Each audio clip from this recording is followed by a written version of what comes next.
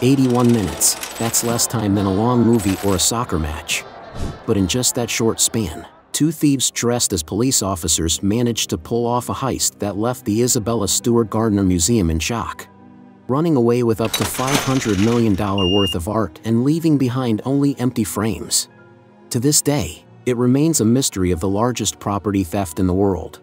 How did they do it? Let's find out together.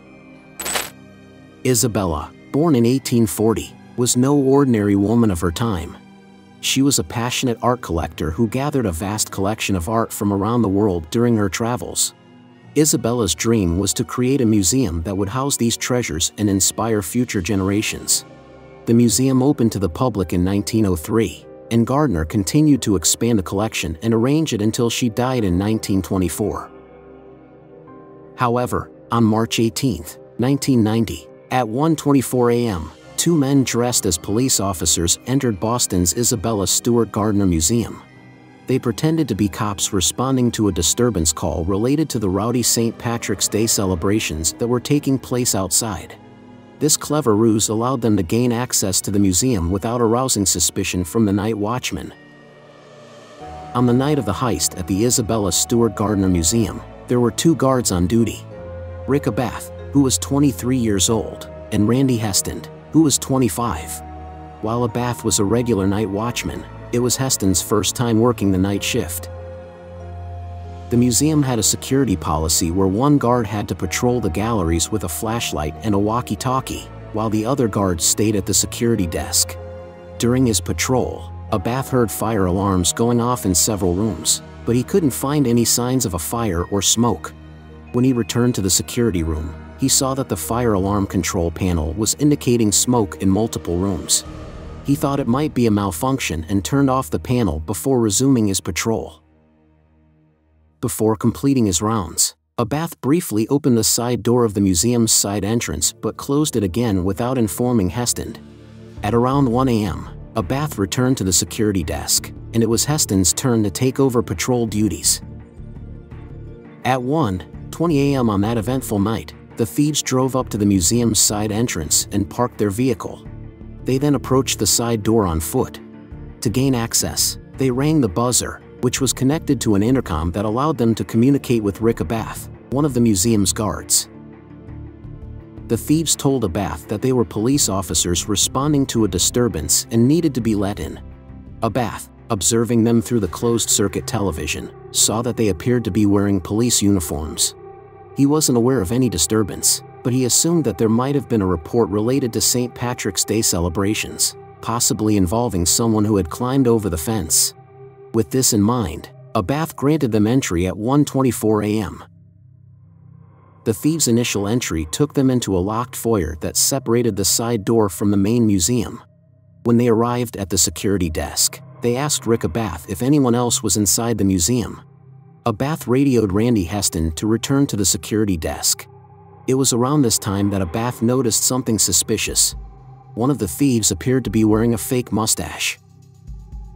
The shorter of the two men told Abath that he looked familiar and suggested there might be a warrant for his arrest. He demanded that Abath come out from behind the security desk to provide identification. Abath complied, leaving the desk that had the museum's only panic button, which could alert the police. Then, the shorter thief forced Abath against a wall, spread his legs, and handcuffed him. When Heston walked into the room, the taller thief turned him toward the wall and handcuffed him as well. With both guards now handcuffed, the thieves revealed their true intentions. They were there to rob the museum and asked the guards not to cause any problems. "This is a robbery, gentlemen," one of them announced as if that wasn't already clear. The thieves then used duct tape to cover the heads and eyes of the guards.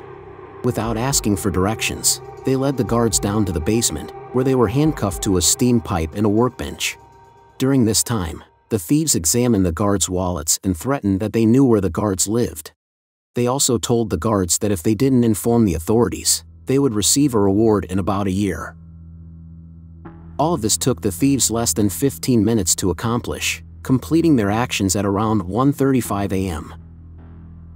As the thieves approached the paintings in the Dutch room, a sensor went off. It was meant to warn if people got too close to the artwork. but the thieves didn't want any alarms. So, they broke the sensor. Then, they took 2 paintings, The Storm on the Sea of Galilee and A Lady and Gentleman in Black, off the wall and threw them on the marble floor, breaking their glass frames. Using a blade, they cut the canvases out of their frames. They also took down a big Rembrandt self-portrait but left it leaning against a cabinet. Investigators think it might have been too big to transport, maybe because it was painted on wood and not canvas like the others. On the right side of the room, they took Landscape with Obelisk and The Concert out of their frames. The last thing they took from the room was an ancient Chinese gu. At 1:51 a.m., one thief stayed in the Dutch room, while the other went to a narrow hallway called the Short Gallery on the opposite side of the second floor. Soon, both of them were in the Short Gallery. They started to remove screws from a frame that held a Napoleonic flag, suggesting they wanted to steal it. However, they didn't finish taking all the screws out and only took the eagle decoration from the top of the flagpole.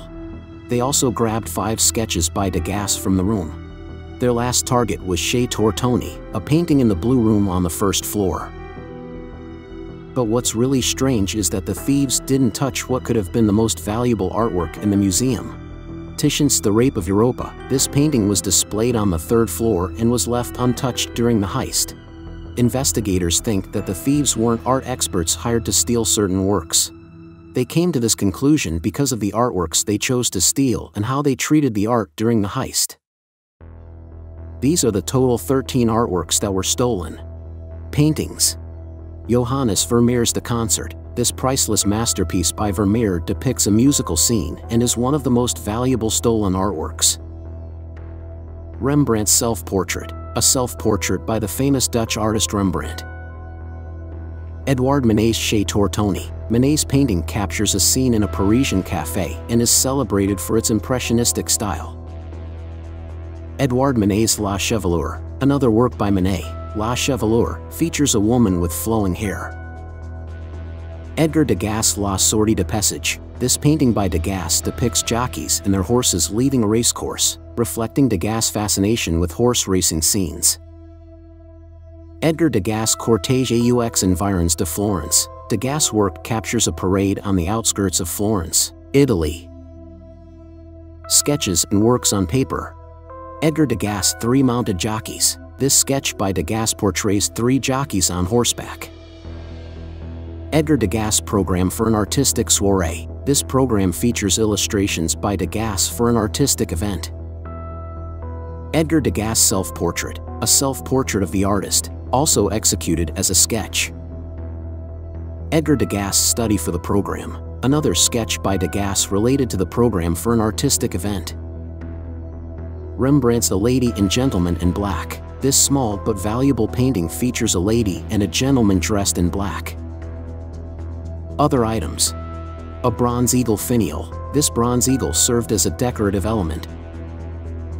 A Chinese bronze gu. A Chinese ritual vessel, likely from the Shang dynasty, made of bronze. In 1990, the FBI estimated that the value of the stolen artwork was around $200 million. By the year 2000, that estimate had increased to $500 million. Some art dealers even suggested in the late 2000s that the total value of the stolen art could be as high as $600 million. Thus, this heist is often considered as the most valuable museum robbery in history. As the thieves prepared to leave, the thieves checked the guards again and asked if they were comfortable. Then, they went to the office of the security director. There, they took the video cassettes that held evidence of their entry from the closed-circuit cameras, as well as the printouts from the motion-detecting equipment. However, they didn't touch the data on the hard drive. They left behind the frame for Chez Tortoni on the security director's desk. Afterwards, the thieves began to take the stolen artworks out of the museum. The side entrance doors were open at 2:40 a.m. and again for the last time at 2:45 a.m.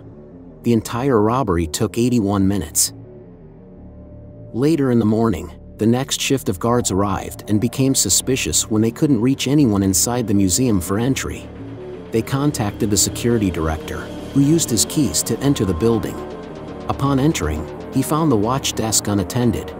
Concerned, He called the police for help. The police searched the museum and discovered the guards still bound in the basement. The FBI took charge of the case right away because they believed the stolen artwork might be taken across state lines. Investigators have found this case to be unique because there isn't much strong physical evidence to work with. It's not clear if the thieves left behind any DNA evidence.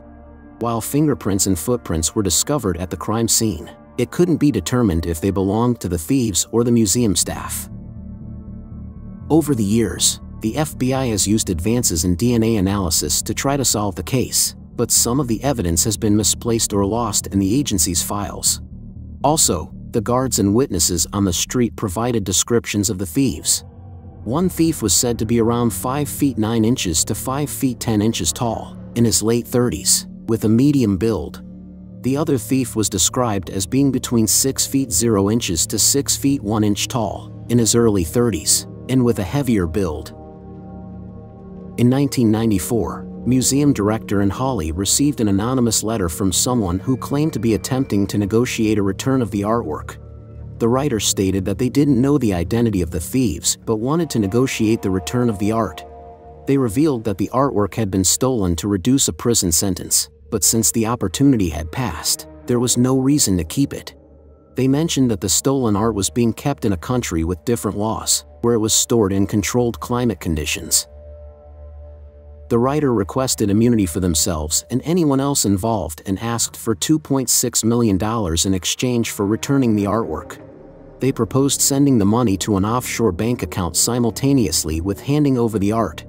To signal their willingness to negotiate, they asked the museum to print a coded message in the Boston Globe. To demonstrate their credibility, the writer shared information that only the museum and the FBI knew at the time. And Hawley considered this a promising lead and contacted the FBI. The FBI, in turn, contacted the Boston Globe, which printed the coded message on May 1, 1994.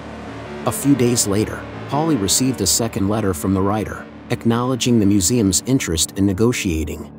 However, they expressed fear due to what they perceived as an extensive investigation by federal and state authorities to uncover their identity.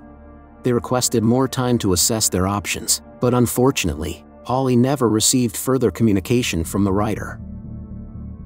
Due to the museum's financial constraints and the absence of an insurance policy, the museum director sought assistance from Sotheby's and Christie's auction houses to offer a reward of $1 million within 3 days of the theft.